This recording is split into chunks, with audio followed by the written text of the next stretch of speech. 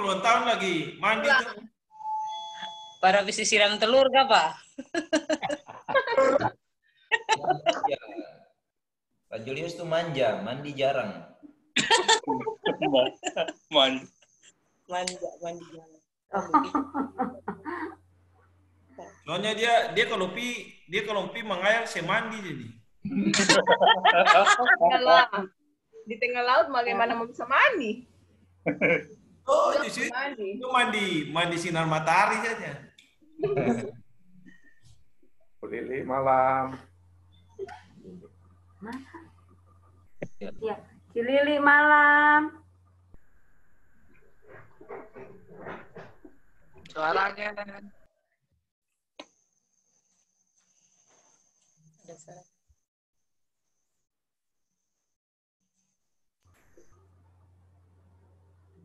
Ini belum masuk ya? Tahunya.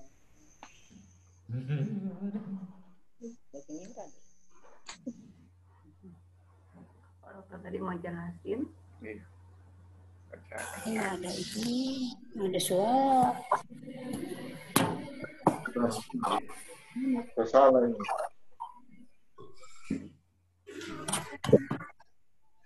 Nggak bisa ya. Nggak bisa, nggak ada suaranya. Nggak ada suara.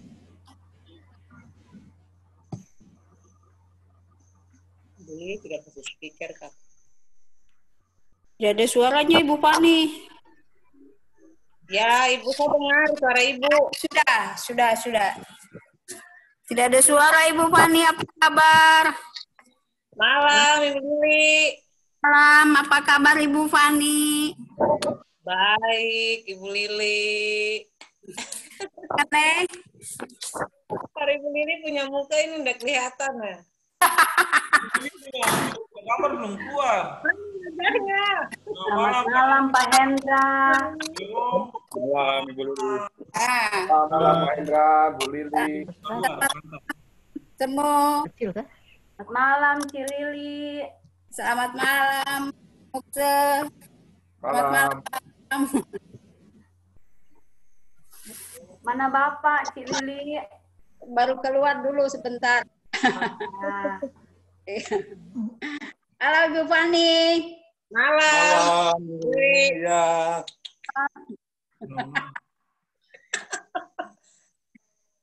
Kangen. Alex, shalom. Halo. Pak Alex mana? Pak Alex mana? Pakai merek. Oh, iya. banyak ya Pak Alex. Alex kuah itu. Oh, barang pakai merek tuh. Chris, malam. Pertanyaan merek. Malam Pak Kris Karepoan. Pakai merek itu. Oh iya, pakai merek. Ya, itu. Chris Karepoan, Hendra Wong, Ai Lili.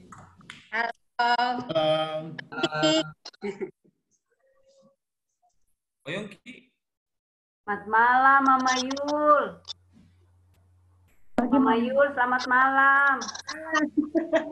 Tidak ada suara. Malam Pak Kris. Oh, Ya, selamat malam. Tidak lah. Masa ini langsung. ya Christian. Pak Kris, selamat malam. Hai Bu Fani. Malam nih, malam. Fani, Pak Kris. Salam jingpa. Halo, Lili, sore. Malam. Ibu. Selamat malam Ci Impa. Selamat gemuk. Malam semua Pak Leong. Alex, halo, selamat. Malam.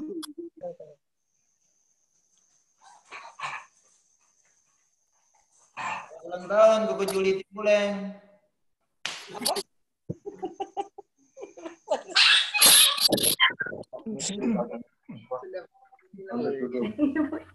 Malam semua.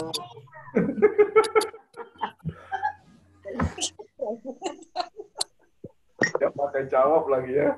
Malam Koko Leleong.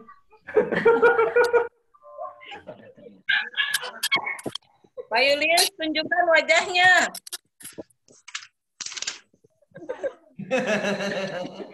Bukan wajahnya, Pak. Masih belum berubah, Ibu. Dia rendah lihat juga masih ingat. Pak Tio malam, Pak Sandi malam. Pak Tio malam. Pak Sandi.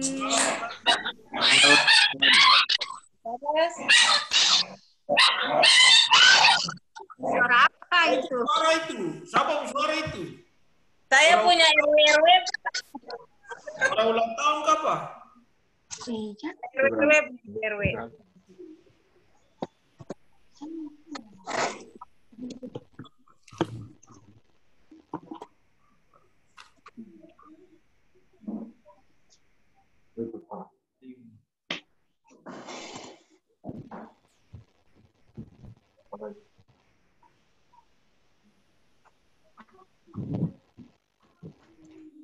Ben, siapa liturgosnya?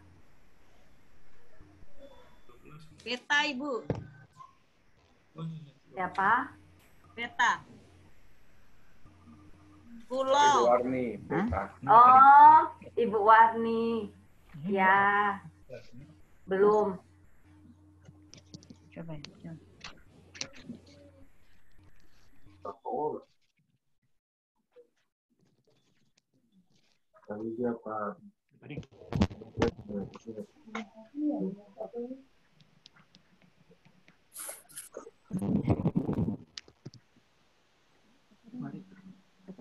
Bu Ona, selamat malam. Selamat malam Ibu Ona, Ciemi, Koyongki, selamat Malam. malam. Malam, Ibu. Selamat malam. Malam, Ibu. Malam Pak Yongki. Cemi. Ya, malam, Mas. Ailani, malam. Ya, malam. Selamat malam, Ibu. Malam. Mama bagaimana? Sehat. Sehat. Sehat. Iya. Hai. Aldi, malam. Selamat malam, Pak Alex. Halo. Malam. Ibu, Selamat selamat malam. Ya. Pak Alex Koi tambah ganteng nih. Pak Alex Koi lama tidak ketemu tambah ganteng. Lagi mute itu. Oh, ini so mute. Alex mute itu, kasih unmute. Itu sudah, dia taruh dengar itu kapan? Dengar tapi Lagi tidak ngomong itu. jawab.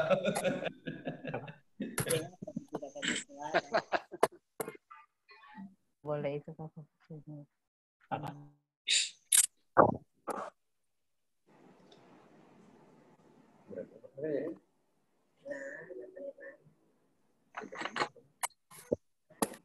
Malam Pak Yongki. Terima kasih tadi. Tadi saya mute. Ini Bapak jawab tidak penting. Katanya saya kasih semangat.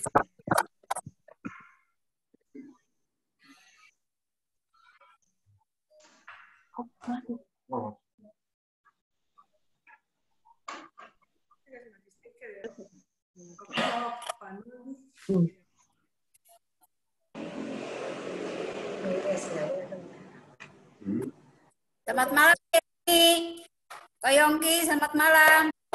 Malam, Ci. Mana saya nggak dapat lihat Ci ya? Ini paling cantik sudah. Aduh, minta nomor rekening. Selamat malam, Pak Alex Koi. Pak ganteng nih. Iya. Pak Noldi kan. Ini baru suara kapan Noldi? Ya tunggu saya pun brother. Oh, lagi tunggu brother. Ini macam Brother Luis, di kamera dulu. Jangan main sembunyi muka begitu, setengah begitu. Kasih tarang lampu kah?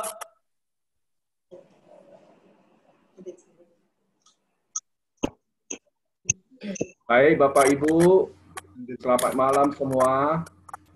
Kita akan memulai ibadah kita, ibadah gabungan Komisi Pria dan Wanita. Minta tolong Pak Wir siap-siap. Lalu siapa yang pimpin Ibu Warni dipersilakan.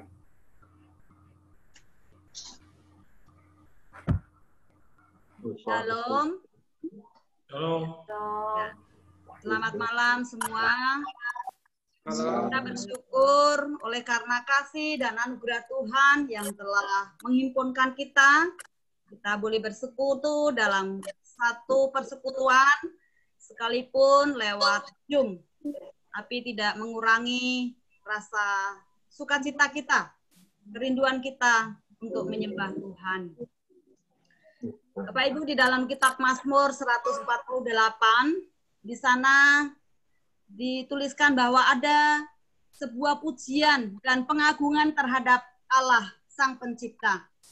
Bukan saja pujian pribadi, namun juga sebuah ajakan kepada seluruh ciptaan, baik yang bernafas maupun yang tidak bernafas, baik yang ada di surga, langit, bumi, maupun yang ada di bawah bumi, untuk memadukan puji-pujian bagi Allah. Pemazmur menyadari bahwa Tuhanlah pencipta langit dan bumi, dan Dia layak menerima pujian dan penyembahan semua ciptaannya. Tidak ada satupun di bawah kolong langit ini yang tidak diciptakan oleh Allah. Itulah sebabnya hanya Allah sendiri yang layak dipuji oleh seluruh ciptaannya. Mari kita bersama-sama menaikkan pujian yang menyatakan bahwa layak dipuji dan disembah.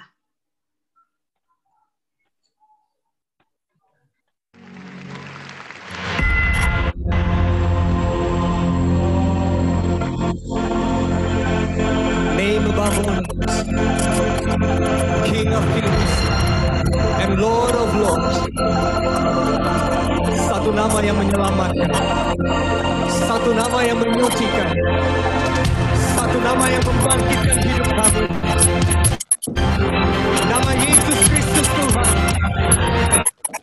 Raja segala raja, Tuhan segala Tuhan, Kau layak disembah.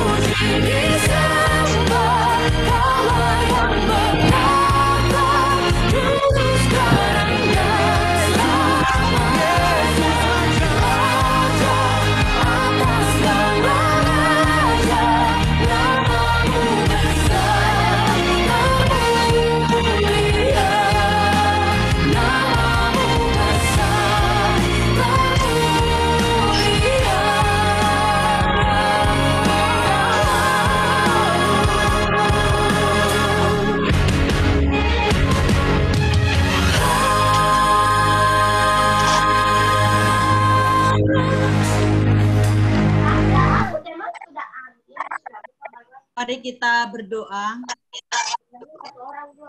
Bapa, sumber dari segala yang baik, kami bersyukur untuk setiap anugerah dan pemeliharaan-Mu yang kami saksikan dan kami nikmati setiap hari. Terima kasih kalau pada malam hari ini kami dapat bertemu lewat Zoom untuk bersekutu bersama dengan Tuhan. Walaupun lewat Zoom, kiranya tidak mengurangi rasa hormat kami dalam memuji dan menyembah Tuhan. Tolong kami Tuhan untuk fokus dan tetap ada dalam suasana ibadah di malam hari ini. Terima kasih. Ini doa kami. Di dalam nama Yesus kami sudah berdoa dan kami mengucap syukur. Amin. Ya, saya percaya Bapak Ibu dalam situasi pandemi ini, jika kita renungkan, ada banyak hal yang Tuhan buat dalam hidup kita.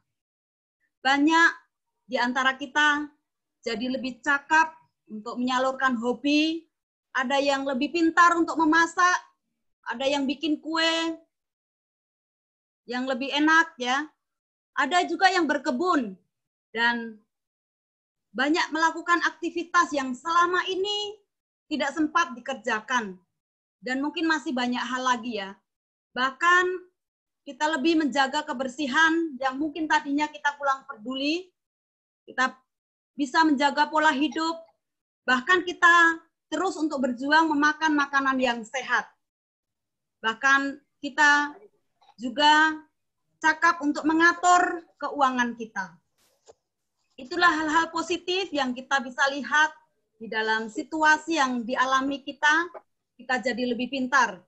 Bahkan kita lebih luas lagi untuk kita boleh belajar banyak hal ya, yang tidak dibatasi oleh waktu, tidak bisa dibatasi oleh tempat ya. Kita bisa mengikuti webinar di mana-mana ya. Yang penting kita punya waktu, punya kemauan, kita bisa banyak hal belajar. Nah, dengan situasi ini kita bersyukur. Artinya kita lebih banyak waktu untuk kita boleh lebih belajar lagi dan kita boleh menata hidup untuk hal yang lebih baik. Nah, itu semua karena Tuhan baik. Apapun keberadaan yang Tuhan izinkan, situasi yang ada, tetap Tuhan baik. Jadi tidak ada kata-kata yang layak untuk kita katakan kepada Tuhan selain kita bersyukur. Ya, mari kita menyatakan rasa syukur kita kepada Tuhan dengan satu pujian, ku bersyukur Bapa.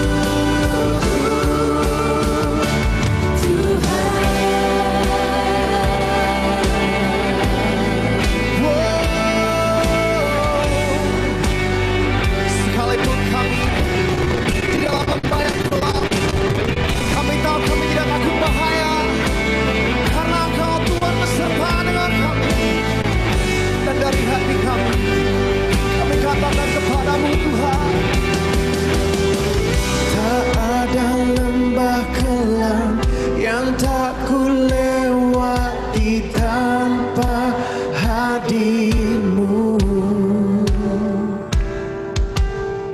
Hatiku takkan gentar, sebab ku tahu tanganmu yang menopangku.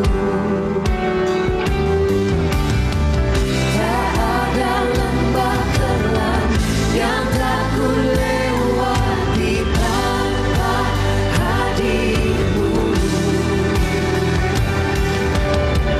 Hatiku takkan gentar, sebab ku tahu tanganmu yang menopangku. Kaulah Yesus, Kaulah Tuhan, hanya Kau ku percaya. Kaulah Yesus, Kaulah Tuhan, harapan hidupku.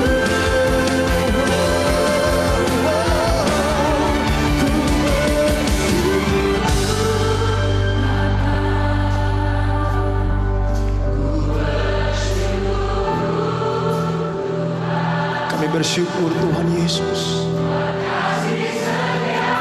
kebaikan-Mu tidak pernah habis-habisnya Tuhan.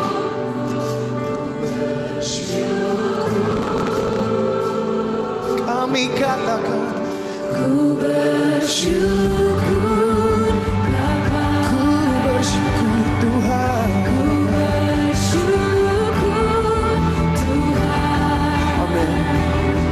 Buat kasih setia-Mu di dalam hidupku, ku bersyukur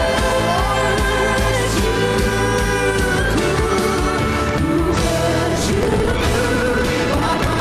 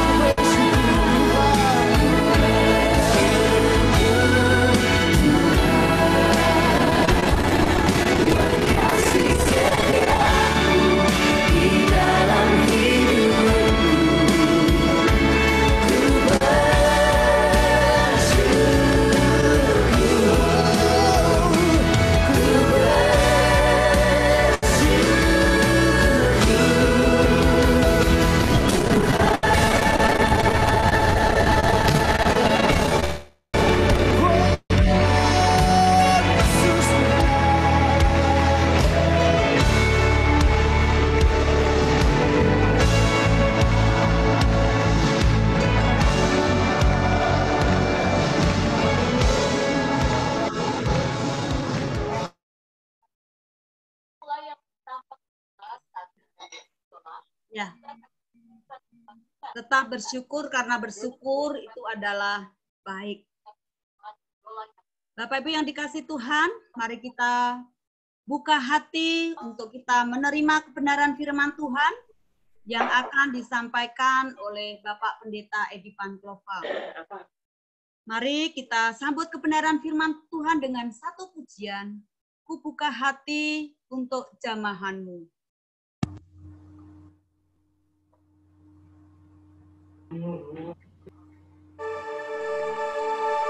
Roh-Mu yang hidup penuhiku, mengalir dalamku.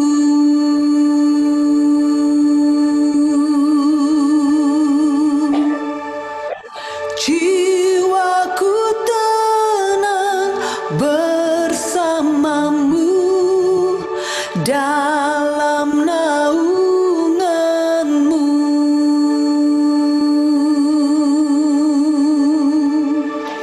Ku buka hati untuk jamahan-Mu, berserah penuh di hadirat-Mu.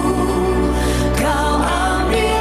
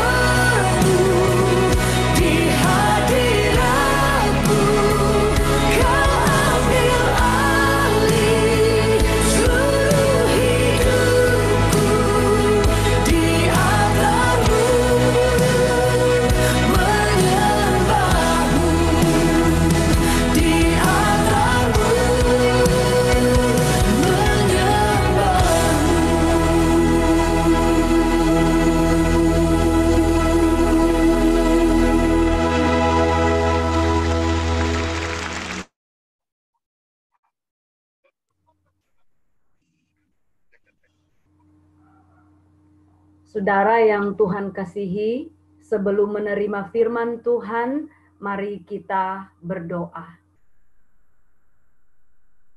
Kami merendahkan hati kami di hadapan-Mu Tuhan. Kami menyerahkan hati kami untuk dikerjakan oleh Tuhan melalui kebenaran firman Tuhan yang akan kami dengarkan bersama-sama pada malam hari ini.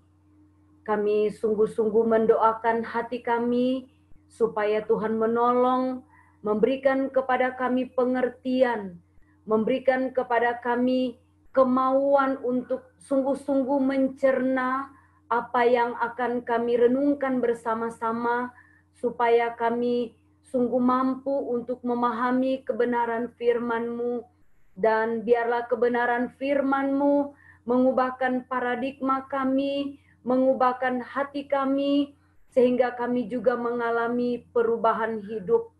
Kami berdoa kiranya Allah Roh Kudus mengerjakan hati kami, mengingatkan kami, menuntun kami, membimbing kami, mengajar kami, supaya firman Tuhan betul-betul dapat kami mengerti dan kami pahami. Kami berdoa untuk segala halangan yang akan merintangi kami untuk dapat mendengarkan firman-Mu dengan baik. Kami minta di dalam nama Tuhan Yesus, Tuhan menghalau semua tantangan dan rintangan itu, sehingga waktu pemberitaan firman Tuhan boleh berjalan dengan baik. Sekali lagi Tuhan, kami rindu untuk sungguh-sungguh mengerti maksud firman-Mu bagi kami semua. Di dalam nama Tuhan kami Yesus Kristus, kami menyediakan hati kami untuk mendengar Engkau berfirman kepada kami. Amin. Ya, saudara yang Tuhan Yesus kasihi, pada malam hari ini kita akan melanjutkan bagian firman Tuhan yang sudah kita renungkan beberapa kali. Malam hari ini kita akan belajar tentang saat teduh. Ya, malam hari ini kita akan belajar tentang saat teduh. 2 minggu yang lalu kita sudah berbicara tentang waktu, ya. Bagaimana kita mengolah waktu, bagaimana kita mengatur waktu supaya kita dapat berelasi dengan Tuhan. Sekarang kita akan memasuki new normal, ya. Berarti kita akan kembali berkegiatan di luar secara perlahan-lahan. Tetapi saya berharap bahwa itu tidak menjadi kendala bagi kita untuk melakukan apa yang sudah kita pelajari selama beberapa minggu ini, yaitu berelasi dengan Tuhan. Nah, salah satu cara kita berelasi dengan Tuhan adalah melalui saat teduh. Nah, saudara yang Tuhan Yesus kasihi, setiap orang Kristen perlu untuk mengenal Allah secara pribadi. Ya, satu-satunya cara untuk mengenal Allah secara pribadi supaya kita dapat berelasi dengan Dia adalah bersekutu dengan Tuhan secara pribadi. Saudara, sebenarnya setiap orang Kristen perlu untuk mengenal Allah secara pribadi. Mengenal Allah bukan dari apa kata orang, mengenal Allah bukan hanya apa kata pendeta, mengenal Allah bukan dari apa yang kita baca, tetapi kita perlu untuk mengenal Allah secara pribadi, melalui pengalaman kita dengan Tuhan secara pribadi, melalui pengalaman spiritual kita bersama dengan Tuhan secara pribadi. Jadi, setiap orang Kristen perlu untuk mengenal Allah secara pribadi. Saudara bisa bayangkan, saudara, kalau seandainya saya dan saudara percaya kepada Allah, tetapi kita tidak mengenal siapa yang kita percayai. Nah, itu sesuatu yang tidak masuk akal. Bagaimana kita mempercayai satu pribadi yang kita tidak kenal? Oh, saudara, saya tidak mungkin akan mempercayai seseorang kalau saya tidak kenal, ya. Nah, apalagi kita. Jadi, setiap orang Kristen, bukan kebanyakan orang Kristen, tidak. Setiap orang Kristen perlu untuk mengenal Allah secara pribadi. Dan cara untuk mengenal Allah secara pribadi adalah kita bersekutu dengan Allah. Ya, saudara, kalau dikatakan bersekutu dengan Allah, kita punya banyak cara bersekutu dengan Allah. Kita bisa bersekutu dengan Allah dalam pertemuan-pertemuan kita secara kolektif. Tetapi pada malam hari ini, sebagai orang Kristen, ya, kita sekarang tertuju kepada diri kita sendiri. Jadi kita menyebut saya, bukan kami, ya. Jadi kita akan menyebut diri kita secara pribadi saya. Nah, saudara yang Tuhan kasihi, saat teduh adalah cara untuk kita mengembangkan hubungan pribadi kita dengan Allah. Saya ingin mengatakan kepada jemaat Gereja Kristen Kalam Kudus Sorong, kalau saudara belum melakukan saat teduh, saya ulang ya, kalau saudara belum melakukan saat teduh, saya ingin mengatakan bahwa saudara belum sungguh-sungguh menjalani kehidupan Kristen. Jadi sekalipun mungkin saudara rajin ke gereja, saudara rajin mengikuti ibadah-ibadah kebaktian umum, mengikuti komisi, saudara rajin melayani, saudara bergairah melayani, tetapi saudara tidak punya waktu teduh pribadi dengan Tuhan, saya ingin mengatakan bahwa saudara tidak sedang menjalani kehidupan sebagai seorang Kristen. Kenapa? Karena setiap pribadi harus berelasi dengan Allah secara pribadi. Saudara yang Tuhan Yesus kasihi, ketika dikatakan kita harus mengembangkan hubungan secara pribadi dengan Allah, ada 5 hal. Ya, kita harus catat ini ya, harus diingat ini saudara, bahwa kalau kita mau mengembangkan hubungan kita dengan Allah, ada unsur-unsur yang diperlukan. Unsur yang pertama adalah waktu. Kita sudah bahas masalah ini, jadi saya tidak ingin membahasnya. Ya, jadi perlu waktu. Satu relasi itu perlu waktu. Dan kita tidak bisa berkata, saya tidak punya waktu. Saya ingin katakan, kalau saudara masih saja berdalih bahwa saudara tidak punya waktu, sebenarnya saya ingin saudara berkata dengan jujur aja. Sebenarnya bukan masalah tidak punya waktu, tetapi sebenarnya saudara tidak mau. Kita sudah sepakat itu ya, minggu yang lalu. Bukan karena tidak punya waktu.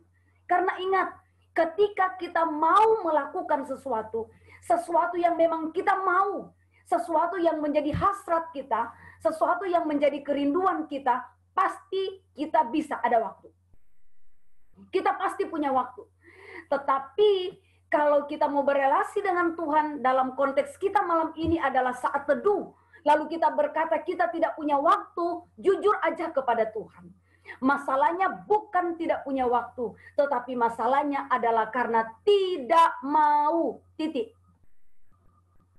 Jujur aja dengan Tuhan. Kenapa? Coba, kita punya banyak waktu untuk melakukan usaha kita, untuk mengelola usaha kita. Kita punya waktu untuk masak, kita punya waktu untuk mengurus rumah, kita punya waktu untuk bekerja, kita punya waktu untuk melakukan hobi-hobi kita, kesenangan-kesenangan kita. Masa kita tidak punya waktu untuk berelasi dengan Dia yang memberikan kita kesempatan hidup untuk melakukan semua aktivitas itu. Jadi saya ulang, yang menjadi masalahnya bukan waktu. Bukan tidak punya waktu. Yang menjadi masalahnya jujur aja karena tidak mau. Oke, saudara. Unsur yang kedua, jadi untuk unsur yang pertama, saya sungguh berharap bahwa jemaat Gereja Kristen Kalam Kudus Sorong tidak lagi berdalih tidak punya waktu.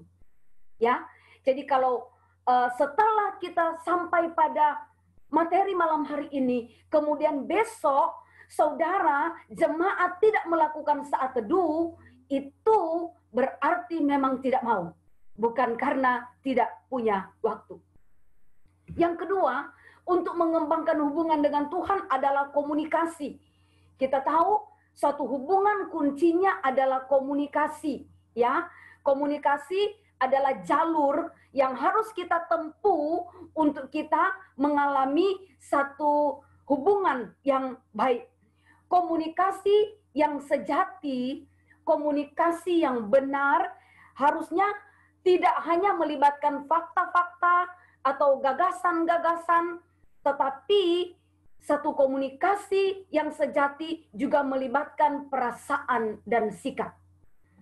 Jadi kalau dikatakan kita punya komunikasi dengan Allah, kita dengan Allah berkomunikasi, bukan hanya kita punya gagasan tentang Allah, bukan karena kita punya fakta-fakta tentang Allah, dan Allah punya fakta tentang kita.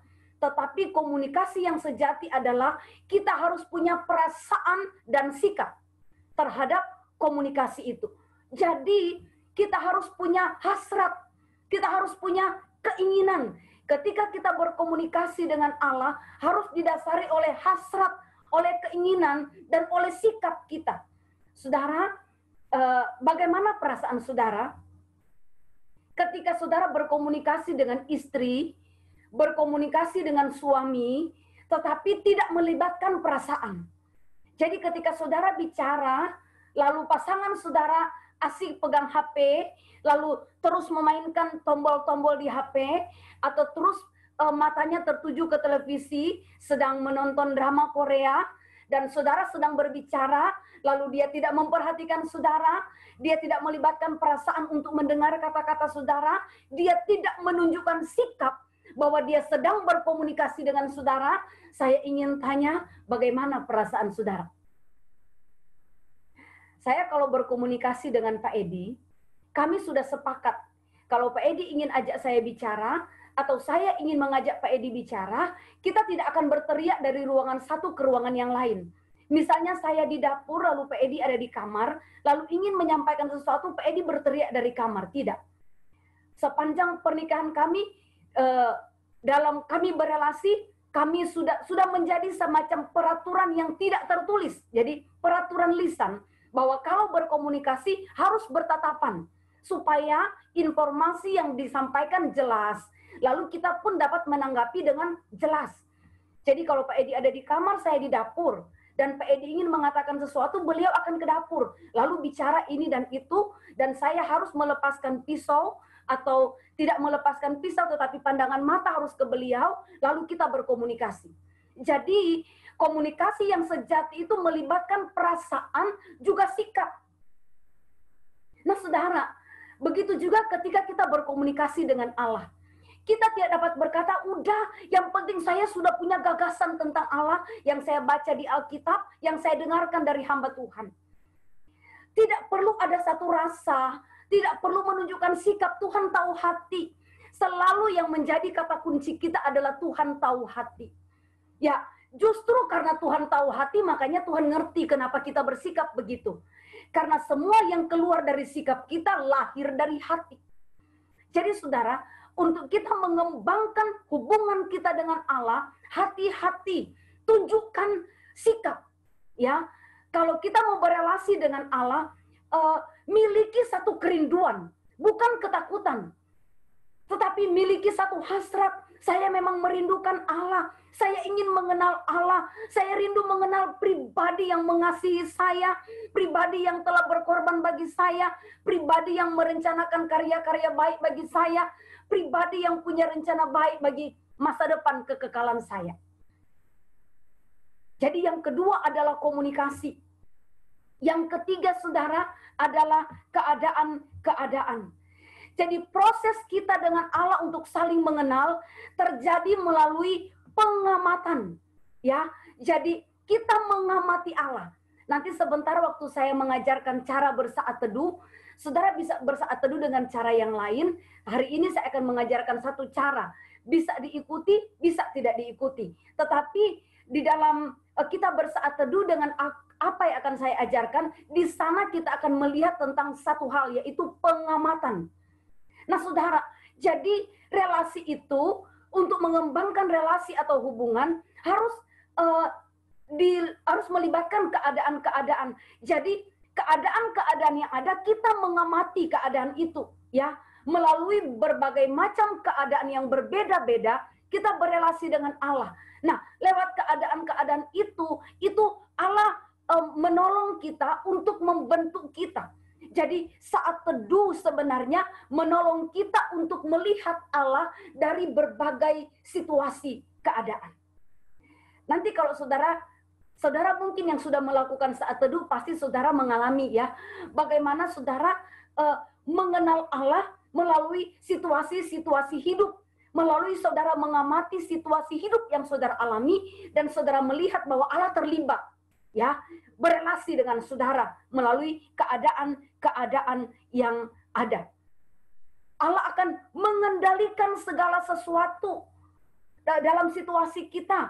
Allah akan menanggapi kita. Allah akan berbicara kepada kita. Allah akan mengarahkan kita. Allah akan menolong kita. Jadi ketika kita sungguh berelasi dengan Allah, semua keadaan hidup kita, semua musim hidup kita, semua warna hidup kita, kalau sungguh kita berelasi dengan Allah, itu adalah cara Allah untuk membentuk kita. Semua keadaan yang Tuhan izinkan, itu akan menolong kita mengenal siapa Allah yang kita percayai. Yang keempat, saudara, ya, di dalam mengembangkan hubungan dengan Allah, kita di sana bicara soal sikap-sikap. Jadi bagaimana sikap saudara tentang hubungan saudara dengan Tuhan, ya, itu menunjukkan saudara akan mengalami perkembangan hubungan dengan Tuhan atau tidak. Jadi sikap kita terhadap satu hubungan akan menentukan prioritas dalam mengembangkan hubungan itu. Saudara, ya, saya punya banyak cerita nih, pasangan-pasangan di gereja kita ketika dulu pacaran, ya. Banyak yang menceritakan ke saya bagaimana yang pasangan ini jadian, bagaimana ketika mereka belum menikah. Nah, dari cerita-cerita yang saya dengar, kelihatan sekali bahwa pasangan saudara itu menjadi prioritas utama. Itu saudara tunjukkan dengan sikap. Wow, ada yang menempuh perjalanan berjam-jam untuk menemui sang kekasih. Harus mengisi bensin puluhan ribu. Jadi kalau sampai nggak jadi menikah, katanya rugi karena sudah banyak investasi. Nah, saudara, coba lihat satu hubungan itu adalah apa ya? Itu adalah trik untuk mengembangkan hubungan. Ditunjukkan lewat sikap-sikap di mana pribadi yang ingin kita kembangkan hubungan dengannya, kita menunjukkan sikap-sikap. Nah, saudara, seharusnya saya dan saudara, kalau memang kita merindukan relasi dengan Allah, kita harus menunjukkan sikap-sikap. Ketika sikap kita berkata kita tidak punya waktu, itu sudah menunjukkan sikap loh. Bagaimana sikap kita terhadap relasi kita dengan Allah. Ya, kalau kita tidak memprioritaskan Allah, jelas aja kita berkata kita tidak punya waktu.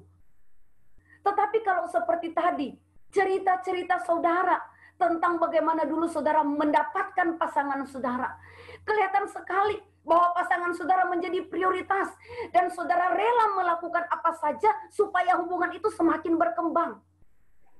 Nah, saudara, sebenarnya prinsip yang sama harus kita terapkan di dalam kita merindukan berelasi dengan Allah. Kita harus menunjukkan sikap bahwa Allah itu adalah prioritas. Ya, memang ada banyak orang yang ada banyak orang yang sinis. Kalau berbicara memprioritaskan Allah, menghabiskan waktu yang banyak dengan Allah, ada banyak orang yang sinis. Kenapa? Karena mereka berpikir berjam-jam, setengah jam, 1 jam, membuang, istilah yang digunakan, membuang waktu bersama dengan Allah itu rugi. Saya sudah bisa mengerjakan yang lain, saya sudah bisa memikirkan yang lain, saya sudah bisa mengurus yang lain. Aduh, saudara. Banyak orang yang sinis ketika dikatakan haruslah memprioritaskan Allah. Nah saudara, kalau kita tidak memprioritaskan Allah, jadi sebenarnya untuk apa kita hidup? Coba pikirkan baik-baik. Apakah kita hidup untuk menikah, lalu bekerja, lalu punya anak, lalu punya rumah, lalu punya mobil, lalu punya semua fasilitas hidup, lalu anak-anak selesai kuliah, lalu menikahkan anak-anak, lalu punya cucu, lalu kita tua, lalu kita mati. Hanya begitukah hidup? Tanpa sedikit pun di dalam proses kehidupan kita melibatkan satu pribadi yang seharusnya menjadi prioritas. Karena ketika kita berelasi dengan pribadi ini, itu menjamin kehidupan kita di dalam kekekalan. Sehingga pernikahan kita, pekerjaan kita, karir kita, fasilitas hidup kita, anak-anak kita, cucu-cucu kita, semua itu adalah segala sesuatu yang dipercayakan oleh Allah kepada kita untuk membuat kita makin efektif di dalam memuliakan Allah dan mencapai tujuan Allah atas hidup kita. Jadi saudara, ketika saudara tidak menunjukkan sikap bahwa saudara merindukan berelasi dengan Allah, saudara bisa bayangkan bagaimana ketika pasangan saudara menunjukkan sikap bahwa dia sedang tidak ingin berelasi dengan saudara. Bukankah saudara merasa tertolak? Bukankah saudara merasa sakit? Bukankah saudara menjadi sangat marah? Coba saudara bayangkan bagaimana dengan Allah. Jadi, tunjukkan sikap bahwa saudara memprioritaskan Allah. Bahwa saudara betul-betul butuh Allah. Bahwa saudara betul-betul rindu untuk berelasi dengan Allah. Saya ingin katakan kepada saudara, Allah saja satu-satunya yang kita butuh dalam hidup ini. Ketika kita menemukan Allah, ketika kita memiliki Allah dalam arti yang sebenarnya, kita sanggup menjalani hidup ini sampai pada kekekalan. Oke, yang kelima, unsur-unsur untuk kita mengembangkan hubungan. Yang kelima adalah tujuan. Apa tujuan saudara ketika berelasi dengan Allah? Ketika melakukan saat teduh, apa tujuannya? Kalau tujuan saudara hanya karena malu hati, nanti kalau ditanya hari ini saat teduh tidak, aduh. Nanti kalau jawab tidak, nanti orang bilang saya ini majelis macam apa. Nanti kalau jawab tidak, nanti orang bilang saya ini pengurus komisi macam apa. Nanti kalau saya jawab tidak, nanti orang bilang saya ini hamba Tuhan macam apa pula. Nanti kalau orang tanya saya jawab saya ini orang Kristen macam apa. Kalau tujuannya hanya karena malu, nggak usah saat teduh. Karena saudara tidak akan pernah merasa nikmat berelasi dengan Allah. Atau kalau saudara melakukan saat teduh tanpa tujuan, nggak usah. Karena kalau orang tidak punya tujuan, misalnya saudara pakai mobil, saudara asal putar-putar, saudara tahu dimanapun tempat saudara berhenti, saudara tiba pada tujuan. Jadi semua tempat adalah tujuan, karena tidak punya tujuan. Jadi ketika saudara tidak bersaat teduh, saudara terdampar di satu kegiatan, saudara berkata, ini sudah tujuan saya. Saudara, tujuan, kalau kita punya tujuan berelasi dengan Allah, apa tujuan kita? Kalau tujuan kita untuk mengenal Allah, untuk makin melekat dengan Allah, untuk mengerti bagaimana menjalani hidup seperti yang Allah kehendaki, tujuan-tujuan itu akan menolong kita untuk menunjukkan sikap, untuk menunjukkan tindakan berelasi dengan Allah. Tetapi kalau kita tidak punya tujuan, jelas itu akan terlihat dari sikap kita. Oke, saudara, kita lanjut ya. Ya. Kenapa saya harus bersaat teduh? Saudara bertanya ya. Kenapa saya harus bersaat teduh? Saudara, ini adalah dasar alkitabiah bagi saudara dan saya untuk bersaat teduh. Yang pertama, karena itu teladan Yesus. Saudara bayangkan Tuhan Yesus, ya. Dia datang ke dalam dunia, dia memberikan teladan, itu bukan hanya sekedar dia menjalani hidup, tetapi karena Tuhan mau kita menjalani hidup seperti Tuhan. Dalam Markus 1 ayat 35, kalau saudara baca di sana, dikatakan di sana, pagi-pagi benar, waktu hari masih gelap, ya, dia bangun dan dia pergi ke tempat yang sunyi dan berdoa di sana. Oke, mari kita buka Alkitab kita, Markus 1 ayat yang ke-35. Pagi-pagi benar, waktu hari masih gelap, ia bangun dan pergi keluar. Ia pergi ke tempat yang sunyi dan berdoa di sana. Pagi-pagi benar, waktu hari masih gelap, ia bangun dan pergi keluar. Ia pergi ke tempat yang sunyi dan berdoa di sana. Saudara lihat gaya hidup Tuhan Yesus. Pagi-pagi benar, waktu hari masih gelap, dia bangun. Bikin apa? Dia pergi keluar. Dia cari tempat yang sunyi dan berelasi dengan Allah. Yesus aja perlu berelasi dengan Allah. Untuk mengerti kehendak Allah, untuk menjalani kehidupan spiritualnya. Bagaimana saya dan saudara? Lebih dari Yesuskah kita? Lalu yang kedua, teladan Daud. Mazmur pasal 143 ayatnya yang ke-8. Mazmur 143 ayat 8 dikatakan demikian, perdengarkanlah kasih setiamu kepadaku pada waktu pagi, sebab kepadamulah aku percaya. Beritahukanlah aku jalan yang harus kutempuh, sebab kepadamulah kuangkat jiwaku. Nah saudara, Daud ini menunjukkan gaya hidup. Pagi-pagi dia sudah bangun dan dia mencari wajah Allah. Lalu dia katakan, perdengarkanlah suaramu kepadaku. Tunjukkan jalanmu, jalan mana yang harus kutempuh. Bayangkan kalau seumur hidup kita tidak pernah bersaat teduh, kita tidak pernah merenungkan firman Tuhan, bertanya kepada Tuhan jalan mana yang harus ditempuh. Memangnya kita petugas PU Sorgawi, kita sudah tahu jalan mana yang harus kita tempuh. Sehingga kita tidak meminta petunjuk Tuhan. Itulah sebabnya banyak orang Kristen yang menjalani hidupnya baik sebagai guru, baik sebagai pengusaha, baik sebagai pekerja, baik sebagai pegawai, baik sebagai hamba Tuhan, baik sebagai dokter, sebagai apapun. Banyak menjalani kehidupan Kristen dengan kesalahan-kesalahan yang fatal. Oleh karena apa? Oleh karena setiap hari tidak berelasi dengan Tuhan. Tidak bertanya kepada Tuhan, Tuhan jalan mana yang harus kutempuh. Tidak berkomunikasi dengan Tuhan. Tidak sharing dengan Tuhan. Tidak membahas dengan Tuhan bagaimana dia harus menjalani hidupnya. Dasar Alkitabiah yang ketiga, masih banyak dasar yang lain. Petunjuk Yesus.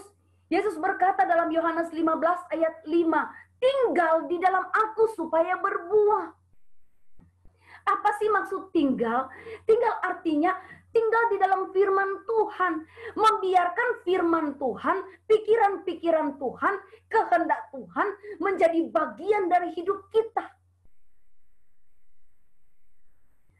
Saudara bayangkan ya, dalam 1 minggu, kita ibadah hari Minggu 1 kali. Cuma 2 jam kita memberi hati kita dituntun oleh Tuhan. Lalu kita komisi cuma 2 jam kita memberi hati kita dituntun oleh Tuhan.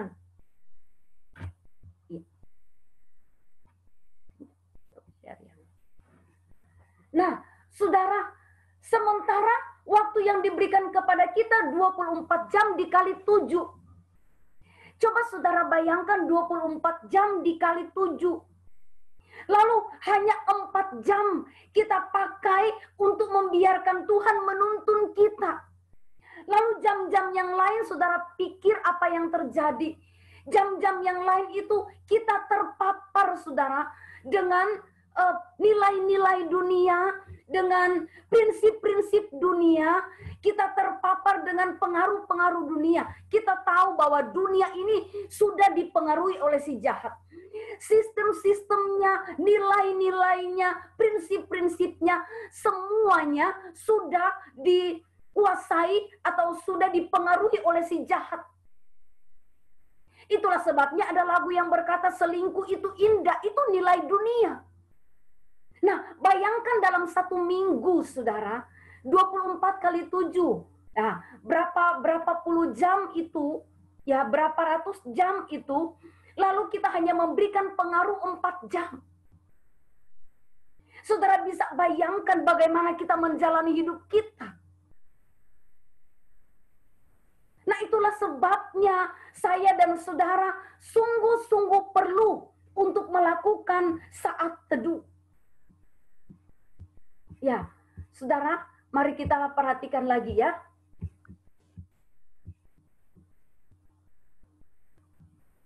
Inilah firman Allah, ya.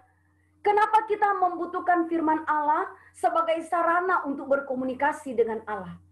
Kenapa? Karena kalau kita baca firman Tuhan di dalam 2 Timotius 3 ayat 16, inilah manfaat, ya. Inilah manfaat firman Allah bagi saya dan saudara. Manfaatnya yang pertama, supaya firman Allah mengajar kita. Saudara, setiap hari sebenarnya kita harus memberi waktu mungkin 10 menit. Kalau memang saudara merasa susah banget, 10 menit, 15 menit, kita memberi diri kita untuk diajar oleh Allah melalui firman-Nya. Kenapa? Itu penting bagi kita, modal menjalani sepanjang hari itu. Biarkan firman Allah mengajar kita, mengajar bagaimana kita harus hidup, mengajar bagaimana kita harus menjalani usaha kita, mengajar bagaimana kita menghadapi orang-orang yang mencurangi kita, mengajar kita menghadapi anak-anak kita, mengajar kita menghadapi orang-orang yang berelasi dengan kita dalam bisnis kita, mengajar kita menyelesaikan konflik-konflik kita. Hanya dengan apa? Hanya dengan belajar firman Tuhan. Saudara, kalau saudara sudah menikmati waktu-waktu saat teduh dengan Tuhan, saudara akan melihat bahwa Tuhan betul-betul nyata mengajar saudara. Kenapa? Karena kebanyakan dari yang kita jalani, kita mengambil keputusan yang salah oleh karena kita tidak membiarkan diri kita diajar oleh Tuhan. Jadi, firman Allah itu menolong kita, mengajar kita. Kemudian kalau kita sudah salah, kita harus akui. Kecenderungan kita tidak mau mengaku salah. Kita tidak suka ditegur. Ya, kalau kita salah, ditegur oleh pasangan kita, waduh, kita punya banyak cara untuk menghindar. Kadang kita bilang, sudah diam, sudah, kau tahu apa? Ketika kita salah dan pasangan kita menegur, kita balik marah. Ketika kita salah, pasangan kita menegur, kita balik menyerang, kau lupakah? Kau juga 3 hari lalu begitu. Oh, jadi kita betul-betul membangun tembok pertahanan diri. Kita nggak suka ditegur. Itulah sebabnya kita perlu Allah. Kita perlu firman Allah. Ketika kita bersaat teduh secara pribadi, Allah akan menegur kita. Dia akan menegur kita dengan caranya melalui Allah Roh Kudus yang mengimpartasikan firman Allah itu di dalam hati dan di dalam pikiran kita. Berikan waktu Allah untuk menegur kita. Kenapa? Karena setiap hari pasti kita salah. Di dalam perjuangan kita untuk hidup berkenan kepadanya. Lalu firman Allah untuk apa, saudara? Firman Allah untuk memperbaiki. Saudara bayangkan ya, itulah firman Tuhan katakan, kalau matamu yang berdosa cungkil. Ya, Pak Teo bilang amputasi. Ya, kalau tanganmu yang salah, potong tanganmu. Sebenarnya maksudnya apa, saudara? Maksudnya segera perbaiki. Saudara bayangkan kalau kali ini mata kita yang salah, lalu besok kuping kita yang salah, lalu tangan kita, lalu kita tidak memperbaiki, akhirnya rusaklah seluruh hidup kita. Jadi begitu kita melakukan satu dosa harus langsung diperbaiki. Sehingga itu tidak menjadi gaya hidup. Tetapi setiap hari kita membuang. Setiap hari kita membuang seperti kata firman Tuhan, buanglah segala kegeraman, segala kemarahan, segala pertikaian, hendaklah dibuang dari antara kamu dan semua kejahatan. Jadi saat teduh firman Tuhan itu akan memperbaiki kita. Setelah diperbaiki lalu dia akan mendidik kita di dalam kebenaran. Demikian saudara ya. Jadi inilah dasar-dasar kenapa kita harus melakukan saat teduh. Sekarang, saudara, kita akan belajar untuk bersaat teduh. Ya, contoh saat teduh. Jadi, kalau saudara punya alat tulis, karena besok saya berharap saudara berkomitmen untuk memulai 10-15 menit saja. Ya, minimal, saudara. Nah, saudara, coba ya, kita akan belajar. Misalnya saudara membaca dari Matius pasal 5 ayat 16. Ya, Matius pasal 5 ayat yang ke-16. Nah, demikian firman Tuhan. Demikianlah hendaknya terangmu bercahaya di depan orang, supaya mereka melihat perbuatanmu yang baik dan memuliakan Bapamu yang di sorga. Ini misalnya. Misalnya kita membaca ayat ini, lalu hati kita tertuju. Jadi kita tidak pakai tafsiran-tafsiran teologi ya. Kita berbicara ini tentang kehidupan praktis kita. Kita kembali kepada iman yang sederhana. Begitu kita baca ayat ini, pagi-pagi kita bangun, kita baca. Oh, firman Tuhan katakan, hendaklah terangmu bercahaya.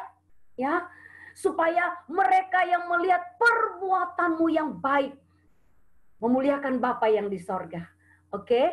Nah, dua hal yang akan kita renungkan. Terang dan perbuatan baik. Misalnya itu yang menjadi, itu yang Allah ingin kita. Biasanya Tuhan memberikan kepekaan. Biasanya dia membawa pikiran kita kemana yang harus kita renungkan. Karena dia yang paling tahu hidup kita. Bisa jadi ketika merenungkan ayat ini, saudara merenungkan bagian yang lain, saya yang lain. Mungkin saudara merenungkan tentang memuliakan Bapa. Bisa jadi. Intinya Allah akan berbicara kepada kita secara pribadi sesuai dengan yang Allah tahu apa yang harus dibenahi di dalam hidup kita. Oke? Nah, sekarang kita masuk ke dalam langkah pertama, yaitu pengamatan. Nah, saudara, tadi di dalam di dalam dasar-dasar kita berelasi dengan Allah, tadi kita bicara soal satu kata, yaitu pengamatan. Relasi itu di mana pengamatan terhadap keadaan-keadaan setiap hari. Nah, saudara, ketika kita berelasi dengan Allah, kita sedang merenungkan isi hati Allah. Ceritanya ini kita sedang merenungkan isi hati Allah. Ya, jadi ketika kita baca ayat itu, kita mengamati, ya, kita mengamati isi hati Allah. Kita mencoba mengerti apa isi hati Allah untuk saya. Jadi bukan untuk istri saya, bukan untuk suami saya, bukan untuk anak-anak saya, bukan untuk mertua saya, tapi ini untuk saya. Oke? Nah, sebaiknya saudara punya buku, ya, punya agenda, punya satu buku catatan. Karena itu penting. Ada waktu-waktu di mana saudara bisa kembali membaca saat teduh saudara. Nah, jadi saudara dapat menulis seperti ini. Ini pengamatan saya pribadi ya. Karena saya sedang saat teduh di Matius pasal 5. Sekarang masuk di pasal 6. Jadi ini saat teduh saya 2 hari yang lalu. Nah, saudara, pengamatan saya terhadap ayat Matius pasal 5 ayat 16 adalah saya adalah terang. Karena firman Tuhan dikatakan kamu adalah terang dunia, ayat sebelumnya ya. Jadi bukan itu ayat sebelumnya. Jadi saya punya pengamatan, saya tulis. Oh, dari firman Tuhan saya tahu saya adalah terang. Jadi siapa saya? Saya terang dunia. Kata siapa? Kata Tuhan Yesus. Percaya karena Dia yang menciptakan saya. Dia mau saya menjadi terang dunia. Jadi saya tulis di buku catatan saya adalah terang. Dan saya harus bercahaya di depan orang. Fungsi terang itu kan untuk memberi penerangan, untuk memberikan cahaya. Jadi percuma saya terang, tetapi saya tidak bercahaya. Jadi saya tulis singkat, saya adalah terang. Dan saya harus bercahaya di depan orang. Nah, saya renungkan, orang itu siapa ya? Ya, suami saya orang. Mertua saya orang. Mama saya orang. Nah, itu yang ada di rumah. Jadi, saya harus lebih dulu bercahaya di depan orang yang ada di rumah. Jangan sampai saya berbuat baik di luar, lalu orang bilang, Ibu Jane itu baik. Tetapi ditanya ke suami, suami bilang baik. Wah, itu paling capila di rumah. Lalu mertua saya bilang, baik. Saya aja dia tidak kasih makan. Nah, jadi saya adalah terang. Dan saya harus bercahaya di depan orang. Orang-orang di sekitar saya dulu. Setelah itu orang-orang di rumahku. Lalu orang-orang di sekitarku. Dan jemaat. Dan di depan orang yang bisa menjangkau, yang bisa melihat saya. Nah, lalu saya tulis di situ. Terang yang dimaksud oleh Tuhan Yesus adalah apa? Ternyata ayatnya menjelaskan. Karena ayatnya bilang begini, kita kembali ke ayat ya. Karena ayatnya bilang begini, hendaklah terangmu bercahaya di depan orang. Apa sih itu terang? Katanya, kamu harus bercahaya supaya mereka melihat terangmu. Nah, berarti terang itu adalah apa? Perbuatan-perbuatan yang baik. Perkataan-perkataan yang baik. Pembawaan-pembawaan yang baik. Cara menyelesaikan masalah yang baik. Isi WA yang baik. Tanggapan-tanggapan WA yang baik. Postingan-postingan yang baik. Relasi yang baik. Bergaul yang baik. Bercanda yang baik. Berelasi yang baik. Pokoknya perbuatan baik. Dan jelas itu baik di sini pasti mengacu kepada standar firman Allah. Nah, saudara yang Tuhan Yesus kasihi. Jadi saya menulis di pengamatan saya singkat aja.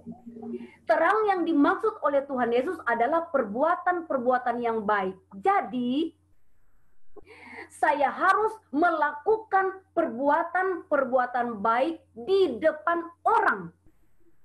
Nah, saya punya pengamatan di depan orang tetapi bukan show.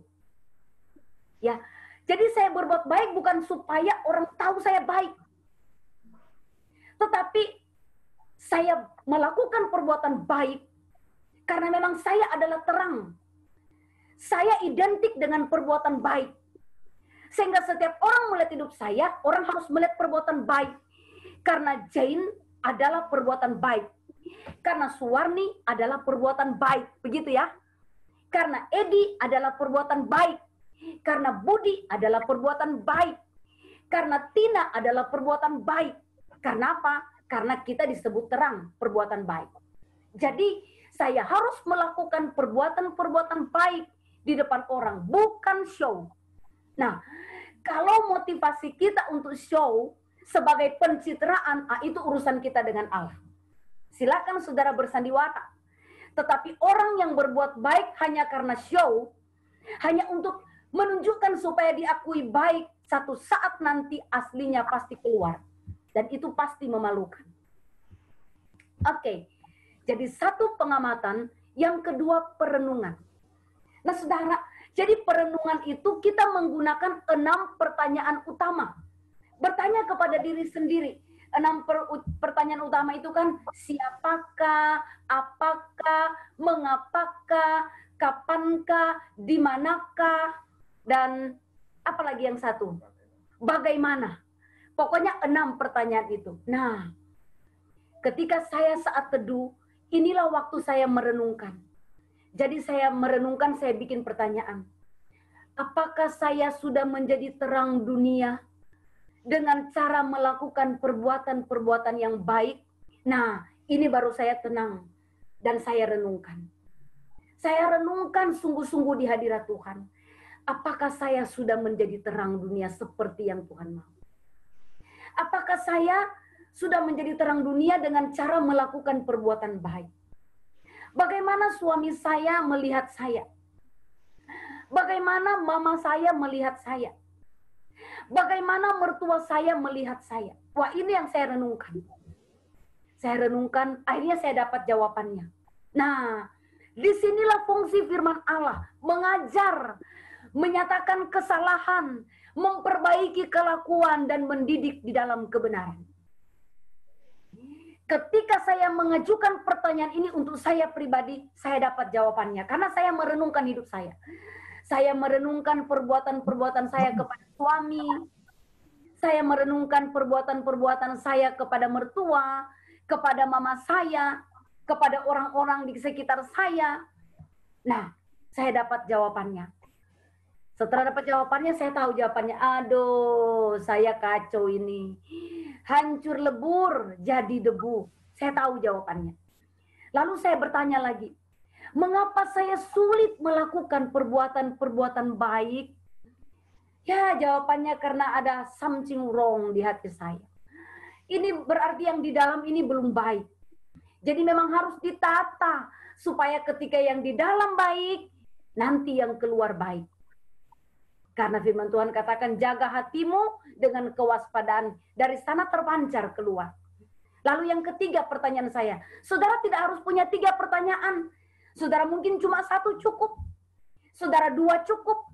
3 cukup atau lebih. Semakin saudara punya banyak waktu, saudara merindukan untuk memahami, silakan. Lalu pertanyaan saya yang ketiga adalah, apakah motivasi saya ketika saya melakukan perbuatan baik kepada karyawan, kepada suami, kepada orang tua, kepada jemaat, kepada tetangga? Saya renungkan apa motif saya. Nah, ketika saya merenungkannya, saya ketemu jawabannya. Jadi kita akan tahu ketika motivasi kita tidak benar, hadirat Allah akan menyatakannya. Dan itulah kita diajar di dalam kebenaran. Oke, jadi yang pertama pengamatan, yang kedua perenungan, yang ketiga penerapan. Nah, berdasarkan pengamatan tadi, saya harus menjadi terang dengan melakukan perbuatan baik. Lalu saya merenungkan apakah saya sudah jadi terang, apakah perbuatan-perbuatan baik saya itu motivasinya benar atau tidak. Nah, itu yang saya renungkan. Penerapan, saya tulis di buku saya, semua ini ditulis. Saya harus menjadi terang. Berarti jawabannya yang tadi, saya belum sungguh-sungguh jadi terang. Waktu ada pertanyaan, ketika saya renungkan, aduh, saya menjadi terang ini cuma kepada beberapa orang. Bukan secara alamiah kepada semua orang. Bukan secara refleks kepada siapa aja. Itulah sebabnya penerapannya adalah saya harus menjadi terang dunia dengan melakukan perbuatan-perbuatan baik. Yang kedua penerapan saya, artinya yang harus saya lakukan. Orang-orang di sekitar saya harus menikmati, ya, harus merasakan perbuatan-perbuatan baik saya, dan mereka akhirnya memuliakan Tuhan. Saudara harus tanya loh kepada pasangan saudara, apakah kamu menikmati perbuatan-perbuatan baik saya? Kepada orang-orang di sekitar saudara untuk meyakinkan tentang saudara sebagai terang. Nah, ini penerapan saya tulis di buku. Orang-orang di sekitar saya harus merasakan. Nah, berarti saya harus berubah. Nah, begitu saudara ya, cara untuk bersaat teduh. Ya, ini untuk kita semua. Jadi, setelah kita mendengar firman, kita sudah belajar caranya bersaat teduh, ini yang harus kita lakukan. Saudara, segeralah menentukan waktu besok. Saya menghimbau kepada jemaat, segeralah menentukan waktu besok. Ketika Tuhan berbicara kepada saudara malam ini dengan tema ini, ketika Tuhan mengutus saya untuk mengajarkan isi hati Allah kepada saudara malam ini dengan tema saat teduh, saudara harus percaya bahwa ini kehendak Tuhan bagi saudara.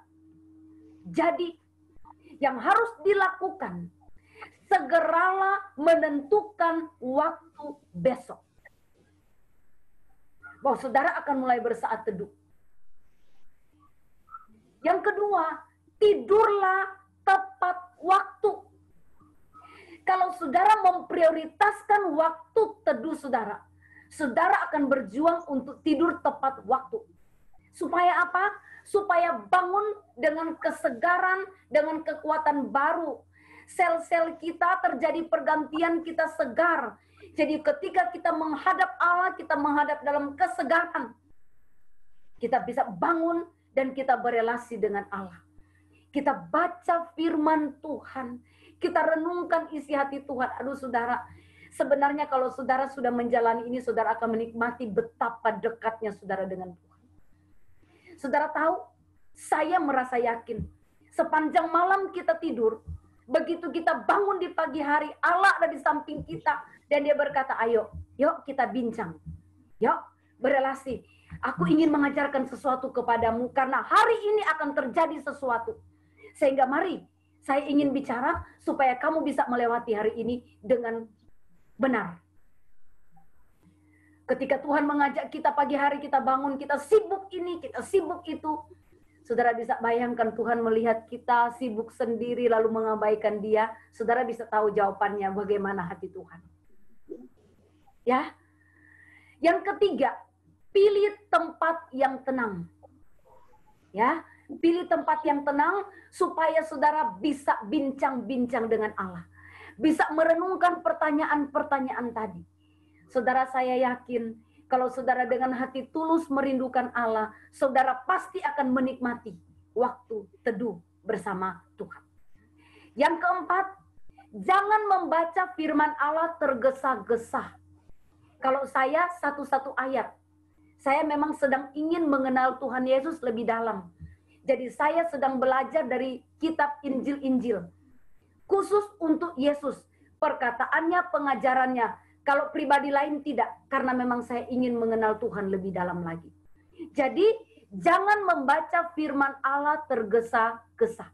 Pelan-pelan aja supaya saudara bisa ngerti. Yang kelima, rasakan dan nikmati Allah sepanjang hari. Berdasarkan saat teduh kita di pagi hari ini. Yang keenam, jangan laipose. Yang keenam, jangan mengingkari janji. Jadi ketika kita sudah mengambil komitmen, lakukan. Begitu ya saudara? Ya, yang terakhir. Sikap, ini kedua yang terakhir. Sikap-sikap yang benar akan menghasilkan tindakan-tindakan yang benar.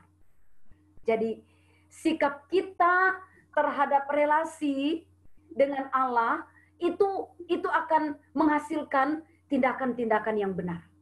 Ya, itu akan berdampak kepada perilaku kita, kepada tindakan hidup kita setiap hari. Jadi sikap-sikap yang benar akan menghasilkan tindakan-tindakan yang benar. Yang terakhir, ya, ini dia. Orang-orang yang mencerminkan, orang-orang yang sepenuhnya mencerminkan Kristus melalui wataknya dan yang mempengaruhi dunia bagi namanya adalah orang-orang yang telah meluangkan begitu banyak waktu untuk bersekutu dengan Allah. Jadi orang-orang yang punya watak Kristus, orang-orang yang memiliki karakter Kristus, di mana melalui hidupnya mempengaruhi dunia, jadi lewat wataknya orang lain memuliakan Allah, orang itu pasti sudah melewati banyak waktu bersekutu dengan Allah. Jadi ketika kita tidak mengalami perubahan watak, ketika kita tidak mengalami perubahan karakter yang membuat orang memuliakan Allah ketika melihat hidup kita, kemungkinan besar kita tidak meluangkan waktu untuk bersekutu dengan Allah.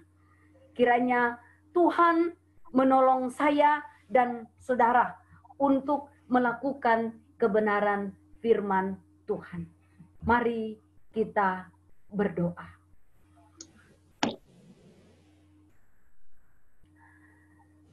Bapa kami yang ada di surga, Bapa yang merindukan untuk berelasi dengan kami, itulah sebabnya Engkau menciptakan kami sesuai dengan gambar-Mu, sehingga kami punya potensi, kami punya akses untuk berelasi dengan-Mu, Tuhan.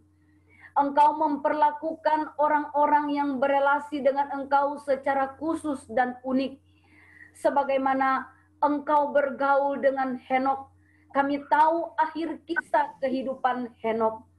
Tuhan, kami jemaat Gereja Kristen Kalam Kudus Sorong, kami tidak mau berhenti sekedar menjadi orang Kristen yang rajin beribadah di dalam semua jadwal-jadwal ibadah gerejawi. Tetapi kami rindu menjadi orang Kristen yang berjalan lebih dalam lagi, di mana kami sungguh-sungguh memiliki waktu untuk berelasi dengan Allah yang kami percayai, melalui waktu teduh saat kami merenungkan isi hati-Mu, Tuhan. Hamba sungguh-sungguh berdoa, semua Bapak Ibu yang malam hari ini mendengarkan firman Tuhan, kiranya tidak ada seorang pun dari kami yang gugur di dalam menerapkan firman Tuhan. Tolong kerjakan hati kami, tolong jamah hati kami, tolong berikan kami pengertian bahwa isi hati-Mu adalah supaya kami berelasi dengan-Mu, menikmati waktu bersama-Mu, di mana Engkau mengajar kami, menyatakan kesalahan kami, memperbaiki kelakuan kami, dan mendidik kami di dalam kebenaran supaya kami menjadi serupa dengan-Mu, Tuhan. Bapa di surga, semua kendala, semua tantangan, semua alasan yang akan kami ajukan untuk melarikan diri dari kegiatan untuk bersekutu dengan-Mu, Tuhan, halau itu. Biarlah Engkau jamah seluruh hasrat hidup kami, supaya seluruh hasrat hidup kami berkata, yang kuingini Engkau saja. Terima kasih Tuhan untuk malam ini. Terima kasih untuk setiap Bapak Ibu yang telah meluangkan waktu untuk bersekutu bersama melalui media ini. Kiranya apa yang kami lakukan malam ini menyenangkan hati Tuhan dan membawa kami makin bertumbuh dewasa di dalam Engkau. Kami menjadi orang Kristen yang betul-betul disebut sebagai orang Kristen. Di dalam nama Tuhan Yesus, kami menutup ibadah gabungan Komisi Pria dan Komisi Wanita pada malam hari ini. Amin. Selamat malam, Bapak Ibu jemaat yang saya kasihi. Saya percaya kita ada malam hari ini juga karena kita memiliki kerinduan untuk mengenal Allah lebih dalam lagi. Dan saya percaya bahwa kebenaran firman Tuhan malam hari ini pasti kita berjuang untuk melakukannya dalam kehidupan kita. Kita akan bersatu teduh. Satu hal yang ingin saya sampaikan kepada jemaat sekalian, minggu depan kami akan menyebarkan angket untuk diisi oleh jemaat. Kami mohon partisipasi setiap jemaat untuk mengisi angket yang akan kami edarkan nanti di grup jemaat. Kalau memang situasi memungkinkan, dan bisa terkendali, maka rencananya kami akan mengadakan ibadah di gereja di pertengahan bulan Agustus atau awal September. Kalau situasi memungkinkan. Tetapi kami juga perlu input masukan dari jemaat sekalian. Oleh karena itu kami sebarkan angket dan memohon partisipasi jemaat untuk mengisinya. Terima kasih. Tuhan Yesus memberkati kita semua. Selamat malam. Malam. Selamat malam Pak Pendeta. Malam Bu Wali. Malam semua. Malam semua. Pak Kennedy, Ibu Lili. Pak Kennedy. Malam. Makasih Bu. Makasih Pak. Makasih Bu. Terima kasih. Ya. Ya, sampai jumpa lagi. Sampai jumpa lagi. Mohon dukungan doanya besok berangkat ke Waisai. Ya, saling mendoakan. Sudah bisa Kak. Ke Waisai. Cuman 1 minggu 1 kali Pak. Setiap hari Sabtu kapalnya. Kapalnya tiap hari Sabtu. Ya, kemarin saya ada tower juga, tower. Sudah bisa. Oke, selamat bertugas ya Pak Marsyan. Tuhan berkati. Siap Bapak, terima kasih. Pak Marjan, Selamat malam. Malam semua.